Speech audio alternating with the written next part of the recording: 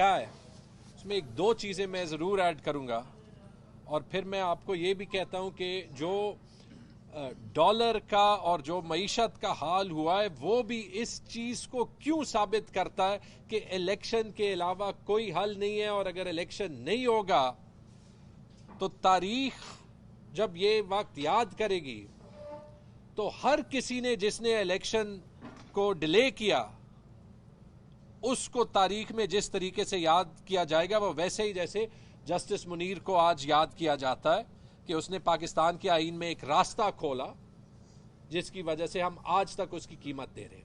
मुझे कल हैरत हुई कि गवर्नर खैबर पख्तूनख्वा ने आप लोगों से बात करते हुए ये कहा या ये जो है वो इंडिकेशन दी कि इलेक्शन की डेट देना मेरा काम ही नहीं है, और ये जो सारी बातें हो रही है सेंसस वजह बन सकती है, इकोनॉमिक इमरजेंसी, हमने 2008 में भी इलेक्शन कराए हैं, आप सबको हालात याद है, हमने 2013 में भी इलेक्शन कराए हैं। जमहूरियत ना इकोनॉमिक इमरजेंसी से ना सिक्योरिटी से नहीं जुड़ी हुई। जमहूरियत का मतलब है आईन को फॉलो करना, और आईन में आर्टिकल 224 कहता है कि जब चीफ मिनिस्टर असेंबली डिसॉल्व करेगा विद इन 90 डेज 90 दिन के अंदर इलेक्शन होने पड़ेंगे। और कल जो गवर्नर साहब ने कहा कि पता नहीं इलेक्शन कमीशन को और एस्टेब्लिशमेंट को ये फैसला करना है, मैं आपको आर्टिकल 105(3) सुनाता हूं। यही बात शौकत भाई ने की, where the governor dissolves the provincial assembly notwithstanding anything contained in clause 1, he shall appoint a date not later than 90 days from the date of dissolution for the holding of a general election to the assembly। Governor साहब ये आईने पाकिस्तान है और अंग्रेजी में लिखा है, और लिखा है कि गवर्नर 90 दिन के अंदर डेट देगा। आपने तो दस्तखत भी किया, आपके पास तो पंजाब का वो बहाना भी नहीं है कि आपने दस्तखत नहीं किया। मैं जाती तौर पे मानता हूं, मुझे 4 साल यहां पे जो है वो हुए हैं कि हम जो सबसे बड़ी ज्यादती करते हैं वो हम जब आईन को तोड़ते मरोड़ते हैं। और अगर जैसे कल खान साहब ने कहा और जिस बात की निशानदेही शौकत ने की, अगर ये इलेक्शन 90 दिन के नीचे ना हुए तो ये सीधा आईन के खिलाफ वर्जी है, आर्टिकल 6 है। और जो डिसीजन मेकर्स हैं उनको मैं रिक्वेस्ट करता हूं पाकिस्तान की जमहूरियत से और पाकिस्तान की मईशत से ना खेले। केयर टेकर कैबिनेट पे शौकत भाई ने बात कर ली, लेकिन मुझे हैरत ये होती है कि इन हालात में जो हमारे मईशत के हालात हैं, मुझे याद है कि ये डॉलर जब मैं 7-8 साल का था यहाँ पेशावर में, डॉलर 15 रुपए का होता था। 2 दिन में आपका डॉलर 35 रुपए गिर गया है। क्यों गिर गया है? क्योंकि इसी हुकूमत ने अपने वजीर खजाना को फायर किया, उसने भी कोई कारनामे नहीं किए थे, और लाए कि इसाक डार जो है वो आएगा। इसाक डार आया और जहाज में चढ़ने से पहले ही उसने कहा कि देखें डॉलर मुझे देख के डर गया और हर रोज नीचे आ रहा है, और मैं इसको चंद दिनों में 200 के नीचे ले आऊंगा। और उस दिन से इसाक डार की और मिफ्ता इस्माइल की आपस में खाना जंगी शुरू हुआ। इस बात की रिस्पॉन्सिबिलिटी कौन लेगा जो उस दिन ने इन्होंने डॉलर का रेट कंट्रोल किया? मिफ्ता इस्माइल ने कल कहा, मेरे ख्याल में आज वो कोई लेक्चर देने भी यहां पे आया है, कि 3 अरब डॉलर का नुकसान पिछले 3 महीनों में हुआ है। क्यों? क्योंकि सरकारी रेट 230 है, मार्केट में रेट 260-265 है।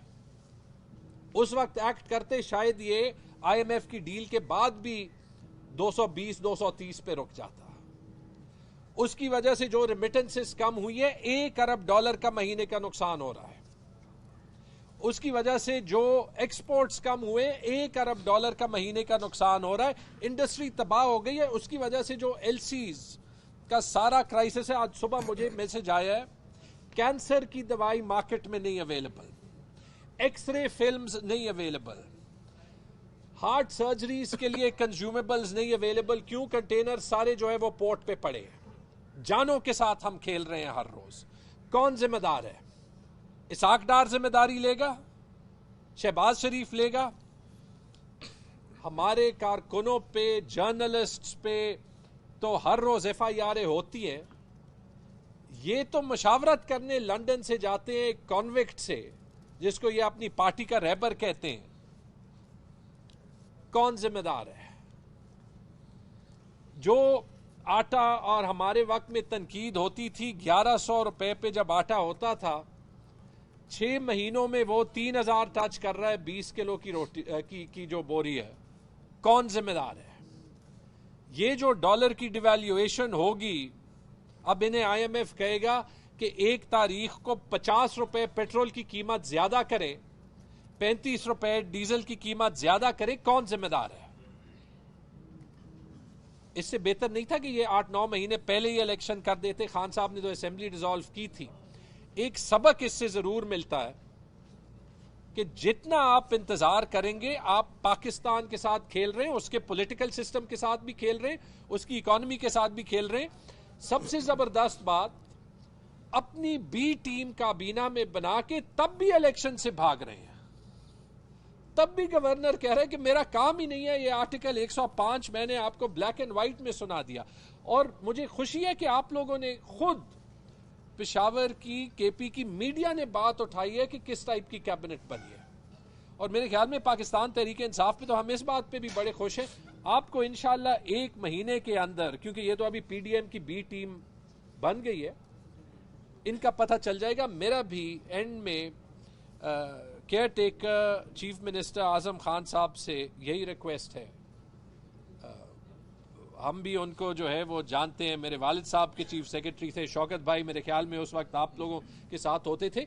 खैबर पख्तूनख्वा की तारीख के बेहतरीन चीफ सेक्रेटरीज में से, खैबर पख्तूनख्वा की तारीख के बेहतरीन ब्यूरोक्रेट्स में से।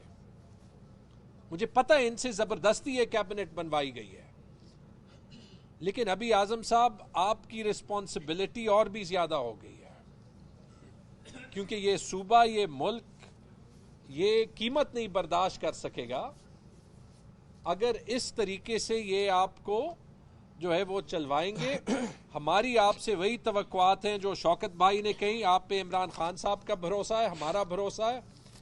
आपका काम है फ्री एंड फेयर इलेक्शंस करना, और इंशाअल्लाह हम अदालत जाएंगे अगर जाना पड़े, लेकिन इस मुल्क की जमहूरियत को डिफेंड करेंगे, जो भी आए उस जमहूरियत में, इस सूबे में, सेंटर में, और इलेक्शंस लेके आएंगे। क्योंकि 9 महीने इलेक्शंस से भागने की कीमत आपने देख ली। आप हर बार जब मार्केट जाते हैं, आटा लेते हैं, पेट्रोल गाड़ी में डालते हैं, आप इस रजीम चेंज की कीमत देखते हैं, और ये हम और बर्दाश्त नहीं कर सकते। बहुत बहुत शुक्रिया। ये बताइए कि एक तो जो कैबिनेट की बात है, जो केयरटेकर कैबिनेट की बात है, इस हवाले से ये कहा जा रहा है उनकी तरफ से कि चूँकि 2/3 अक्सरियत वाली असम्बली और हुकूमत होने के बावजूद PTI ने खुद डिजॉल्व कर दिया असम्बली को, उसके बाद कुछ नहीं बनती कि PTI को कैसे कर कैबिनेट में नुमाइंदगी दीजिए। एक तो ये क्वेश्चन है। दूसरा, आप इलेक्शन की बात कर रहे हैं, अर्ली इलेक्शन की 90 डेज़ की बात की आपने। ज़ाहिर है कॉन्स्टिट्यूशन के तहत तो ऐसे ही होना चाहिए, लेकिन हमें ये दिखाई दे रहा है कि शायद इस साल भी इलेक्शन ना हो। 2022 तो गुजर गया, 2023 में भी वो कह रहे हैं कि शायद इलेक्शन ना करें, 2024 में करें। तब क्या होगा? तब तो यही। देखिए, मेरे ख्याल से इस मुल्क की तारीख उठा के देखें तो जमहूरियत के लिए सबसे ज़्यादा कुर्बानियाँ जो है वो सहाफ़ियों ने दी है। सहाफ़ियों ने भी कुर्बानियाँ दी है जमहूरियत की बहाली के लिए। उस हमारी चीज़ें बहुत क्लियर हैं हमारे सामने। तो हम तो देखें, हम तो जमहूरियत की खातिर, जिस तरह तैमूर भाई ने कहा कि हम अदालतें हमारे पास हैं, हम अदालतों में भी जा सकते हैं, लेकिन ये कि इसमें मीडिया का भी बहुत बड़ा रोल है, क्योंकि आइन पाकिस्तान के तहत ही तो सारा निज़ाम चलता है। अगर हम आइन को ही नहीं माने तो फिर इन लोगों को बिठाने का क्या फ़ायदा? ये कौन लोग हैं जो ज़बरदस्ती आकर बैठ सकते हैं? दूसरा, जो आपने बात की ना कैबिनेट की कि हमने असम्बलियाँ तोड़ी हैं, देखिए हमने असम्बलियाँ इसलिए तोड़ी हैं, और ये मेरे ख्याल से इमरान खान ने जो हमेशा कहता है कि एक नया निज़ाम लेकर मैं आऊँगा, अगर आप देखें तो कौन अपनी हुकूमतें ख़त्म कर सकता है? अगर उसको ज़ाती कोई मफाद ही होता है तो 2 हुकूमतें जो सबसे बड़ी, जो आधा पाकिस्तान से भी ज़्यादा बनती है, तो अगर उनको कोई मफाद ही होता तो फिर तो वो असम्बली ही ना तोड़ते, फिर ज़रूरत क्या थी हम दोबारा इलेक्शन की तरफ जाते। लेकिन उनको आवाम की फ़िक्र है और आवाम की बात करते हैं हमेशा। अगर हम असम्बलियाँ ना ही तोड़ते तो हम प्रेशर कैसे डाल सकते हैं इन पे। हमने इसलिए तोड़ी है कि जो आवाम इस वक्त मुश्किल में है, हम जैसे लोग भी इस वक्त बर्दाश्त नहीं कर रहे हैं अपना घर चलाने के लिए, तो एक आम गरीब आदमी क्या करेगा, एक मजदूर क्या करेगा। इसलिए हमें इस चीज़ की फ़िक्र नहीं, हमने नाम दिए नहीं है। हमने इसलिए नाम नहीं दिए थे कि जब ये केयर टेकर पे नाम हो रहा था तो उस वक्त भी हमने कहा कि न्यूट्रल लोग आ जाएं, तो न्यूट्रल लोगों के लिए हमने अपने नाम नहीं दिए। हमने कहा वज़ीर आला है, ये अपनी कैबिनेट खुद बनाए। बदकिस्मती से वो कैबिनेट गवर्नर हाउस रात को शिफ्ट की गई, वहाँ लोग बैठे और उन्होंने कहा कि जी मेरी इतला तो ये भी है कि वज़ीर आला ने कहा कि 2-3 नाम तो मेरे लिए छोड़ दे ताकि मैं कैबिनेट चलाऊँ। नहीं, कहीं से लिस्ट नहीं आई है। ये गवर्नर हाउस में, उसमें अपोजिशन लीडर था, उसमें गवर्नर था, कल गवर्नर साहब ने माना है, कल गवर्नर साहब माना भी है। उन्होंने बैठ के और उनको लिस्ट दी, उन्होंने जब देखी वज़ीर आला ने, मुझे वहाँ के अंदर के बंदे ने बताया, उन्होंने कहा कि यार मुझे तो 2-3 नाम छोड़ दो, मैं हुकूमत कैसे चलाऊंगा, क्योंकि जितने लोग आप देखें माशाल्लाह सारे अरबपति हैं यार। कहीं नज़र माते दा पारा को सड़े सातले होगा ना, एक मिडिल क्लास का कोई बंदा तो उसमें रखते कि नज़र टूटती। ये माशाल्लाह सारे अरबपति और पता नहीं किस किस डील के तहत आए होंगे, हमें तो नहीं पता है। लेकिन मैं ये कहता हूँ कि इस सूबे पर रहम करो। ये सूबे ने बड़ी मुश्किलात झेली हैं और मैं तो यही रिक्वेस्ट करूँगा कि इस आवाम को भी माफ़ कर दें, इनको ये इतनी सज़ा ना दे कि ये तहरीक इंसाफ को वोट देते हैं। शौकत साहब देखिए ये तो पार्टी अब फैसला करेगी, हम तो देख रहे हैं ना। हमने तो कहा है कि इलेक्शन अनाउंस करें, जो तैमूर भाई ने आपको आर्टिकल सुना दिया कि इसमें गवर्नर को जब दस्तखत करता है तो उसके साथ वो डेट भी देता है और 90 डेज से ऊपर डेट नहीं दे सकता। लेकिन बदकिस्मती ये है कि वो गवर्नर है, वो कहता है मुझे पता ही नहीं है। तो अब जाहिर है, अब अगर आप करियाना मर्चेंट के लोगों को ला के गवर्नर बनाएंगे या किसी और उसको करेंगे तो डेफिनेटली इसी तरह होगा। उनको नहीं पता होगा कानून का उसका। देखिए ये इस वक्त भी है कि पॉलिटिकल लोगों को या पॉलिटिकल बड़ी पार्टी को आप दीवार से लगाएंगे, उसके असरात ख़तरनाक होंगे। ये जो पकड़ दकड़ शुरू हुई, फवाद चौधरी को पकड़ा वहाँ पे और धमकियाँ दी जा रही, जी फलां को पकड़ेंगे। आप जितना मर्जी है पकड़ें, हमारा जो मौक़िफ़ है वो हम उस मौक़िफ़ पे कायम है। इमरान खान के साथ देते रहेंगे इंशाल्लाह और इमरान खान के साथ खड़े हैं। शौकत साहब ये बताइए, आपने काबीना की न्यूट्रल होने की बात की, इमरान खान साहब ने न्यूट्रल को जानवर कहा था, तो कई पीडीएम ने इमरान खान साहब की बात पर तो अमल दरामद नहीं किया कि जानवर को ना लेके आए। देखिए न्यूट्रल उस सेंस में जो है ना कि अब आप कहें कि जी आप सियासत ना समझें। आज तो अल्लाह के फजल से इमरान खान की वजह से तो गली गली आप पहाड़ों पे भी जाए तो लोगों में अवेयरनेस आ गई है। वो ये जो अक्सर लोग कहते थे ना कि जी स्थापत सियासत के सकार दे, तो उसका मकसद ये नहीं था। वो लोगों को कह रहे थे कि इससे पहले किसी में ये था कि जी जो मिनिस्टर है वो क्या कर रहे हैं। जो आज तो माशाल्लाह हर एक पे आप वो कर रहे हैं कि जी फलां मिनिस्टर ये कर रहा है, फलां मिनिस्टर आपकी नज़रों के सामने है, मीडिया देख रहा है उसको। और ये जो अवेयरनेस आई है इसमें इमरान खान का बहुत बड़ा हाथ है, मेरे ख्याल से उसको क्रेडिट देना चाहिए। खबर अच्छा सर, एक क्वेश्चन है, अभी सिंध हुकूमत ने बहुत कोशिश की कि इंतखाबात डिले हो, लेकिन इलेक्शन कमीशन ने बदियत इंतखाबात करे। क्या आप नहीं समझते कि इलेक्शन कमीशन ऐसा आज़ाद होता जा रहा है? दूसरा क्वेश्चन, अगर ये 3 महीने पूरे हो गए तो इलेक्शन कमीशन को खत लिखेंगे क्या? मेरे देखें, आज़ाद और आज़ाद ना होना, ये हम कानून और आइन पे चलते हैं। ये किसी को क्रेडिट देने और डिसक्रेडिट करने की बात नहीं है। इस वक्त ये आइन है हमारे पास, उस आइन के तहत हमने असम्बलियाँ तोड़ी है, कोई गैर कानूनी काम नहीं किया है। और जब असम्बली टूटती है तो उसके अंदर आइन ने लिखा हुआ है कि आगे क्या करना है, तो 90 डेज़ के अंदर इलेक्शन करना है। तो अब ये जो इधर उधर की बातें कर रहे हैं, जो फुटबॉल बनाए कि जी आप डेट दें, फलां डेट दें, इससे इलेक्शन कमीशन को तो पहले ही डिसक्रेडिट हो चुका था। अब अगर ये मज़ीद डिले करेगा तो इससे मज़ीद शकूक शुबात जन्म लेंगे। तो इसलिए इलेक्शन कमीशन को फिर फुल डेट देनी चाहिए। मैं जी हुकूमत के हवाले से वज़ीर आला साहब से कोई मुशावरत हुई थी? साबिक़ वज़ीर आला से अगर हुई थी तो वो क्या मुतफ़िक़? देखिए निगरान वज़ीर आला के ऊपर मुशावरत हुई थी, कैबिनेट पे कोई मुशावरत नहीं हुई। हमने तो देखे, हमने यही कहा ना कि अगर आपने इतना बड़ा डिसीजन लेना था तो फिर तो स्टेक होल्डर तो हम भी थे ना, सबसे बड़ी पार्टी हमारी थी। तो आपने तो इसका तो ये मतलब हुआ कि हमने असम्बलियाँ तोड़ दी, निगरान वज़ीर आला बना दिया और वो पीडीएम ने आके गोद ले ली। तो ये गोद लेने वाली बात नहीं होनी चाहिए थी। वो एक सीनियर ब्यूरोक्रेट है, हमें उससे तो जब इमरान खान उन पर एतमाद किया है तो मेरे ख्याल से हम सबको उन पर एतमाद है, लेकिन वो अपने आप को डिस्क्रेडिट ना करें इस उम्र में, जो उनका एक इमेज बना हुआ है, और वो ये जालिम लोग उसका इमेज ख़राब करने पे तुले हुए हैं अपने मकासद हासिल करने के लिए। तो इसलिए मैं निगरान वज़ीर आला साहब से जिस तरह बताइएगा, एक मिनट सर, ये बताइएगा, कल गवर्नर ने कहा है कि निगरान काबीना निगरान वज़ीर आला का सौंपी इख्तियार है और उनको 3 महीने के लिए ट्रेनिंग देनी चाहिए कि इनको पता चले कि आइन में क्या क्या है। ये उनसे कहें कि ये कोई प्रॉपर्टी का काम नहीं है, ये सीधी सीधी हुकूमत बनानी और आइन के मुताबिक चलना होता है। हमें ना सिखाए, हम 10 साल हो गए हमारे हुकूमत करते हुए और पॉलिटिक्स करते हुए, मेरे ख्याल से अब 30वें साल पे हम जा रहे हैं। तो ये हमें ना सिखाए सियासत। ये बात करें कि कितने गैर कानूनी काम और करोगे तुम, और कितने लोगों को बेवकूफ़ बनाने की कोशिश करोगे। अब लोग बेवकूफ़ नहीं बनते। हम तो ये देखें, इससे ज़्यादा और क्या हो सकता है कि हम कह रहे हैं कि अपना एम्पायर खड़ा करें और हमारे साथ मुकाबला करें, इससे ज़्यादा हम क्या कहें उनको। तैमूर साहब,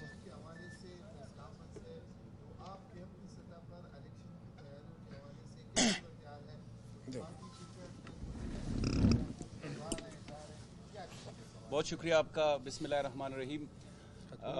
पाकिस्तान तहरीक इंसाफ की जो खैबर पख्तूनख्वा की हुकूमत की तहलील के बाद आपके इल्म में है कि तंजीमी ढांचा जो है वो तश्कील पाया। तहरीक इंसाफ की सूबाई तंजीम, फिर उसके बाद रीजन की तंजीम और फिर उसके बाद ज़िले की तंजीमें वो बन चुकी हैं। उसके बाद जो एक रीजनल सतह पर एक पार्लिमानी बोर्ड तश्कील दे दिया गया जो पेशावर रीजन के हवाले से है। हमारी पेशावर रीजन में तकरीबन 9 साढ़े 9 साल अक्सरियत रही। यह हमारे लिए एक अहमियत का हामिल रीजन है। बतौर रीजन जनरल सेक्रेटरी के हमें जो टास्क असाइन किया गया था उसके ऊपर हमारी होमवर्क पूरी है। मैंने और आतिफ खान ने और हमारी जो ज़िले तंजीमें हैं, हमने अपना होमवर्क पूरा किया है। और इसी तरह बाकी तीनों रीजन्स और एक कबायली अजला का रीजन, पाँचों रीजन्स ने अपना होमवर्क पूरा किया है। उसके बाद सूबाई पार्लिमानी बोर्ड की तश्कील अमल में आई, जिसमें शौकत यूसुफजई साहब और तैमूर जगड़ा साहब वो भी सूबाई पार्लिमानी बोर्ड के मेंबरान हैं। अब हम बहुत जल्द जो है इनके साथ मुशावरत करके जो हमारा सूबाई पार्लिमानी बोर्ड है उनके साथ बैठकर अपने अपने रीजन की पूरी असेसमेंट इनके साथ हम शेयर करेंगे। उसके बाद जो है फिर मरकज़ी पार्लिमानी बोर्ड जो है उसके ऊपर फैसला करेगी। तहरीक इंसाफ की 116 नशिस्तों पर या 122 नशिस्तों पर हमारी तैयारी मुकम्मल तौर पर पूरी है। तहरीक इंसाफ के कारकुनान पुरजोश हैं। हम बहुत ज़बरदस्त तैयारी के साथ मैदान में उतर रहे हैं। हमारी पूरी एक टेक्निकल असेसमेंट और टेक्निकल रिसर्च हो चुका है तमाम हलकों के ऊपर, और इंशाल्लाह बहुत जल्द कायद इमरान खान हर हलके पर अपने उम्मीदवार लॉन्च करेंगे। बहुत शुक्रिया। कामरान साहब, ये बताइए, आपके खिलाफ ये मुहिम जारी है और कुछ गलीज पोस्टें भी हो रही है, उस हवाले से कोई जवाब देना पसंद? देखिए, खैबर पख्तूनख्वा में जो 4-5 लोगों के खिलाफ मुहिम चल रही है उसमें मैं भी हूँ, और वो कहते हैं कि criticism is sine of success. जब आपके ऊपर तनकीद होती है तो आप समझ जाएं कि आपने अपना काम कामयाबी से किया है, अपना काम जो है मेहनत के साथ किया है। तो हम उनमें से हैं। हम अपना तमाम कानूनी और लीगल ऑप्शंस जो हैं उसके ऊपर जा रहे हैं। मैंने ऑलरेडी FIA साइबर क्राइम में रिपोर्ट कर दी है। उसके अलावा अपनी जो फेक IDs हैं उनके ऊपर FIA काम करेगी, और जो IDs आइडेंटिफाइड है उसके ख़िलाफ़ हम अपना कानूनी ऑप्शन इस्तेमाल कर रहे हैं। हमारी लीगल टीम जो है उसके ऊपर बहुत जल्द उनको शोकाज नोटिस या लीगल नोटिस सर्व करने वाले हैं। इंशाल्लाह जिन लोगों ने ये गलीज़ मुहिम चलाई हमारी क़यादत के ख़िलाफ़, उनमें से हम तीनों भी शामिल हैं। वज़ीर आला साहब के ख़िलाफ़ जिन लोगों ने कैंपेन चलाई उनको हम कैफर किरदार तक पहुँचाएँगे और पाकिस्तान के कानून के मुताबिक उनके ख़िलाफ़ सख्त से सख्त एक्शन लेंगे और कंक्लूसिवनेस तक लेकर जाएंगे उनको। अच्छा, इलेक्शन के लिए पुराने चेहरे वापस लेके आ रहे हैं या नए चेहरे आ रहे हैं? देखिए, पार्लिमानी बोर्ड इसीलिए बना है कि फ़ैसला उसने ही करना है। तो इंशाअल्लाह ताला अच्छे फैसले होंगे और वही लोग होंगे जो इमरान खान के साथ हर मुश्किल में खड़े होते हैं। थैंक यू, बहुत शुक्रिया। Thank you sir.